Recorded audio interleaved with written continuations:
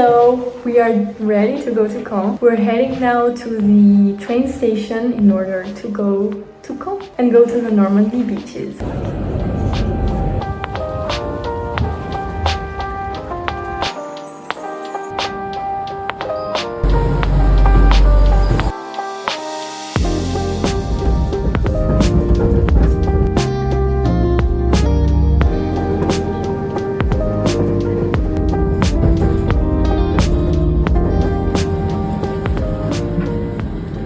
Hi! Well, actually, Nico's aunt came to pick us up, thankfully, and this trip was possible because of them, so we were really thankful. We stayed at an Airbnb and look, they even have a pool table. It was an amazing house, made me feel like I was in Jane Eyre's time. It was great. And then we headed out to explore the little village. It's called Cabourg and it had the beach nearby, so we decided to go. And it was cold, as you can see. It was very cold and rainy, but it was still very cozy, as you can see.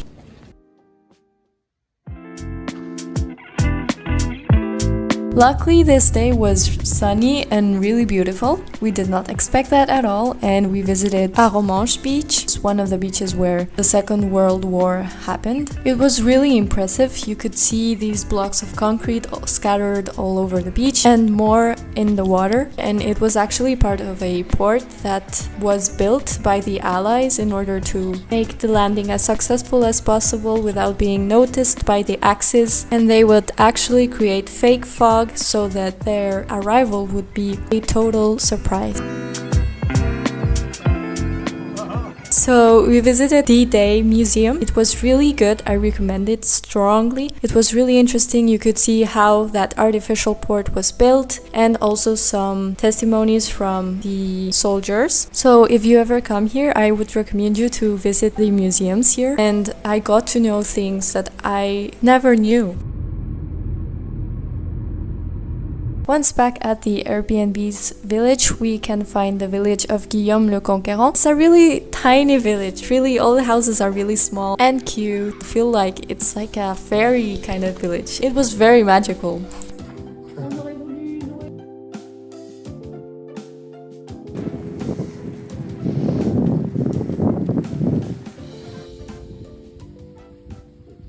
Eventually, we arrived to the Batterie de Merville. It's now a museum. It was literally in the middle of nowhere. It's located in the eastern flank of the Allied landing. And it was a really important objective to get by the Allies, because if not, the landings would have been even more catastrophic for that eastern flank. However, this mission was very catastrophic as well, because approximately 150 men were supposed to parachute and neutralize the battery. However, 30 to 40 men reached the battery and landed in the right side. The others were scattered around the territory. So I don't know how they did it, but they did it. Really admire that. Great courage. By the way, these days have been really sunny. I was surprised. It was really beautiful. And here we were heading back to the Airbnb, cycling. And when I say we were in the middle of nothing, we were in the middle of nothing. But beautiful. We started off with visiting the Pointe du Hoc. It was another very important place to neutralize in order to have, well, a more successful landing. So the rangers had to climb up these cliffs, you can see, and try to neutralize these batteries that were covered with bunkers. And really, when you stood outside, you could see like a tiny gap where you would be able to see your enemy. Really difficult. We then headed to the American Memorial Cemetery, and it was really hard to watch. So many crosses, left and right, in front of you, behind of you, so many, and to think that so many soldiers that have been in the war, and many of them were young and others had families, terrifying.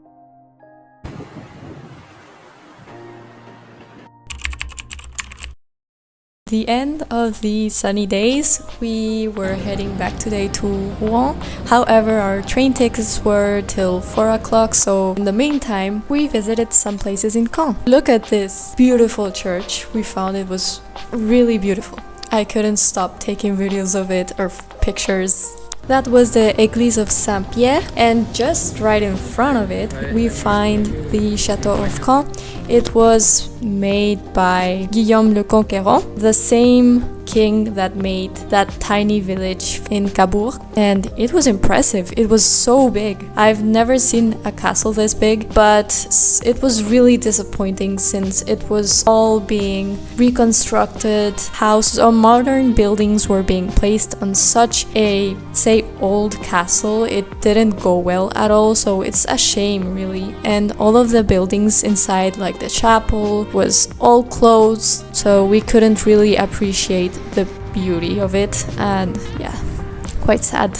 We then visited the mairie of Caen, that was just beside l'église Saint-Étienne, and just behind the mairie was a Abbaye des Hommes. Sadly, we did not have time to visit that last one. Maybe next time. Whew. Finally, after a long day, we got to get on the train, and the ride home was pretty smooth, and the sun came back. And again, I'm really thankful for Nico's family that invited us to these incredible vacations. And also, guys, thank you for watching.